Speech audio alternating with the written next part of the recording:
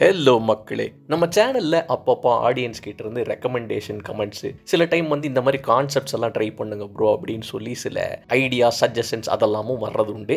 அந்த மாதிரி ஒரு வியூவர் சஜஸ்ட் பண்ண ஒரு கான்செப்ட் தான் 7 டெட்லி சின்ஸ் அப்படின்ற ஒரு ஐடியாலஜியை தமிழ் ஆக்ட்ரஸஸ் பண்ணால் எப்படி இருக்கும், யார் யார் எந்தெந்த ரோலுக்கு போடுவீங்கன்னு ஒரு வீடியோ பண்ணுங்க ப்ரோன்னு சொல்லி கேட்டிருந்தா. அப்படி ஐடியா சூப்பராக இருந்துச்சு, சரி பண்ணிடலாம் அப்படின்னு சொல்லி. பட் அதில் லைட்டாக பட்டிட்டிங்க நீங்கள் என்ன பண்ணிட்டோன்னா, எந்தெந்த ஆக்ட்ரஸ் பண்ணுறாங்க அப்படின்றதுக்கு பதிலாக தமிழ் சினிமா ஹிஸ்ட்ரியில் இந்த கேரக்டர்ஸ் இந்த ரோலுக்கு செட் ஆகும் அப்படின்ற மாதிரி லைட்டாக ட்வீக் பண்ணிட்டோம். இன்னொரு முக்கியமான விஷயம் சொல்ல மறந்துட்டேனே, 7 டெட்லி சின்ஸுங்கிறது வந்து நீங்கள் இப்போ ஆனிமே எல்லாம் பார்த்தீங்கன்னா, இப்போ ஃபுல் மெட்டல் ஆல்கெமிஸ்ட்டில் பார்த்தீங்கன்னா அதெல்லாம் கம்ப்ளீட்டாக ஈவில் அப்படின்ற சைட்லேயே டீல் பண்ணியிருப்பாங்க. அதுதான் நார்மலான ஆங்கிளுமே கூட. பட் 7 டெட்லி சின்ஸ் ஆனிமே பார்த்தீங்கன்னா அது வந்து வேறு ஸ்டைலில் எடுத்திருப்பாங்க. ஸோ இந்த பக்கமும் ஃபுல்லாக போகாமல் அந்த பக்கமும் ஃபுல்லாக போகாமல் கொஞ்சம் பேலன்ஸ்டாக ஹீரோஸ் வில்லன்ஸ் அப்படின்னு எல்லா டைப் ஆஃப் கேரக்டர்ஸும் உள்ளே இருக்க மாதிரி வைக்க முயற்சி பண்ணியிருக்கேன். ஆடியன்ஸான நீங்களும் உங்களுடைய சாய்ஸஸ் என்னென்ன, தமிழ் சினிமாலேயோ தமிழ் ஆக்டர்ஸ் லிஸ்ட்லேயோ 7 டெட்லி சின்ஸ்க்கு யார் யார் போடுவீங்க அப்படின்னு கீழே கமெண்ட்ஸில் சொல்லுங்கள். ஸோ இப்போ என்னோட லிஸ்ட்டு இப்போ ஆன் ஸ்க்ரீனில் இருக்கிற இந்த 7 கேட்டகரியை ஒன்றா கவர் பண்ணுவோம். ஸோ அதில் ஃபஸ்ட் என்ட்ரி ராத் அப்படின்ற கேரக்டருக்கு யாரை போடுவேன்னு பார்த்தீங்கன்னா ரொம்ப சிம்பிளுங்க. ரட்சகன் படம் பார்த்துருக்கீங்களா? அந்த நரம்பு புடைக்கும் நாகார்ஜுனா நடித்த அஜய் என்ற கேரக்டரை தான் போட போகிறேன். இந்த லிஸ்ட்டில் வந்து இருக்கிற ஒரே ஒரு பியூர் ஹீரோ டைப் கேரக்டரை ஒரு சின் ரோலில் போடுறது வந்து இதுதான். அந்த படத்தோட கான்செப்டுமே கொஞ்சம் அந்த ஒரு எல்லைக்கு மீறி இருக்கிற ஒரு கோபம் உள்ள ஆள், அந்த ஆள் ஹீரோவாக இருந்தால் எப்படி இருக்குன்ற ஆங்கிளில் தான் அதை டீல் பண்ணியிருப்பாங்க. அதை கொஞ்சம் பாசிட்டிவ் ஸ்பின்னாகவும் கொடுத்துருப்பாங்க. So it felt like an interesting சாய்ஸுங்க எனக்கு. ரெண்டாவது கேட்டகரி கிளட்டனி. இந்த ஒரு கேட்டகரிக்கு மட்டும்தாங்க ரொம்ப கஷ்டமாக இருந்துச்சு. ஏன்னா தமிழ் சினிமாவை பொறுத்த வரைக்கும் கிளட்டனிக்கு அதை ஒரு ஆக்சுவல் கேரக்டர் ட்ரெயிட்டாக வச்சு எந்த சினிமாவும் அவ்வளோ ஸ்ட்ராங்காக காமிச்ச மாதிரி எனக்கு தெரியல. மேபி ஏதோ 1-2 ரேராக இருந்திருக்கலாம், பட் மைண்டில் பழிச்சு நிற்கிற மாதிரி எனக்கு தெரியல. உங்களுக்கு எதாவது தெரிஞ்சால் சொல்லுங்கள். பட் நான் வந்து மாயா பஜார் 1957 ரிலீஸ் ஆன மாயா பஜார் படத்துலேருந்து ஸ்ட்ரைட் ஃபார்வர்டான ஆன்சர் கடோட் கச்சன் கேரக்டரை உள்ளே இறக்க போகிறேன். மனுஷனுக்கு பாட்டே தனியாக வச்சிருக்காங்க. கல்யாண சமையல் சாதம் காய்கறிகளும் பிரமாதம். அப்புறம் இந்த கேரக்டர் போடாமல் எந்த கேரக்டர் போடுறது?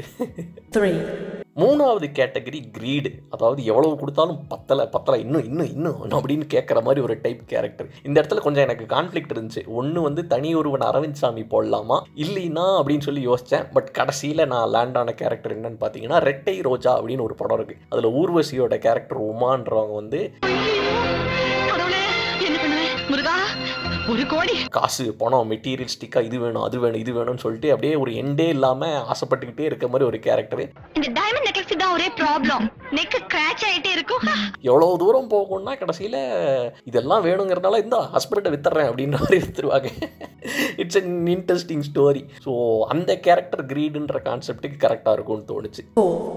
நாலாவது என்ட்ரி வந்து என்வி பொறாமை அப்படின்ற ஆங்கிள். அந்த ஆங்கிளுக்கு வந்து ஆப்வியஸ்லி தமிழ் சினிமாவில் அதுக்கு நிறைய சாய்ஸ் இருக்குது. வாலி அஜித் எல்லாம் கூட யோசித்தேன். பட் என்னோட பர்சனல் டேஸ்ட்டுக்கு கொஞ்சம் இன்னும் வேற ஒரு ஃப்ளேவரில் லைட்டாக போனது எப்படின்னா எனிமி படம் இருக்கும் இல்லைங்க, ஆர்யாவும் விஷாலும் நடிச்சது. அதில் ஆர்யா நடித்த அந்த சோழன் அப்படின்ற கேரக்டர். என்ன பாராட்டாம அவனுக்கு சாக்லேட் கொடுக்குறீங்க?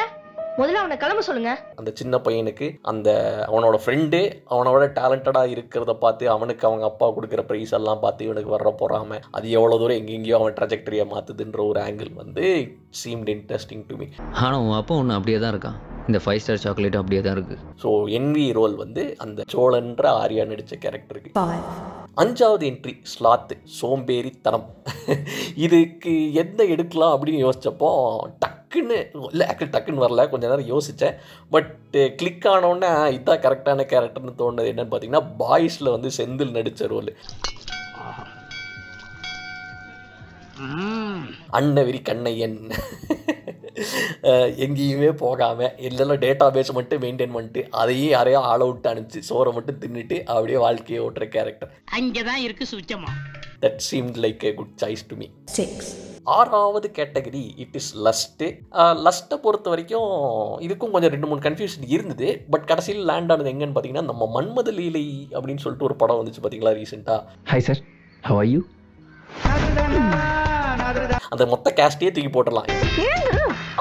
அனுண்டாடா யாரை வேணா இதில் நீங்கள் போட்டுக்கலாம், தப்பு இல்லை. And final category it is pride. நான் தாண்டா, எனக்கு அப்புறம் தாண்டா, எனக்கு கீழே தாண்டா எல்லாரும் அப்படின்ற அளவுக்கு அந்த ப்ரைடோட எக்ஸ்ட்ரீமிட்டிக்கு போன மாதிரி ஒரு கேரக்டர் என்னன்னு சொல்லும்போது யோசிக்கவே இல்லைங்க. படையப்பா நீலாம்பரி, அவ்வளவுதான், இதுக்கு மேலே யார் இருக்கான்ற.